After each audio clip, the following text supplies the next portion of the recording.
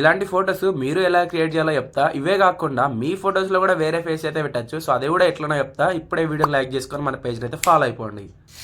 So దీనికోసం ముందుగా మీరు ఒక వెబ్సైట్కి అయితే రావాలి. రీమేకర్.ai అని చెప్పి మీకు స్క్రీన్ మీద డిస్ప్లే చేస్తున్నా. అండ్ ఈ లింక్ వచ్చేసి డిస్క్రిప్షన్లో కూడా పెట్టేస్తా. సో ఈ వెబ్సైట్కి వచ్చిన తర్వాత అక్కడ మీరు మీ గూగుల్ అకౌంట్తో అయితే లాగిన్ అయితే కావాలి కంపల్సరీ. వన్స్ లాగిన్ అయిపోయిన తర్వాత అక్కడ ఫేస్ స్వాప్ అని ఉంటుంది, మల్టిపుల్ స్వాప్ అని ఉంటుంది. మల్టిపుల్ స్వాప్ అంటే ఒక ఫోటోలో 2-3 వ్యక్తులు ఉంటే వాళ్ళ ఫేస్ కూడా స్వాప్ చేయాలంటే ఈ మల్టిపుల్ స్వాప్ అయితే యూజ్ అవుతుంది.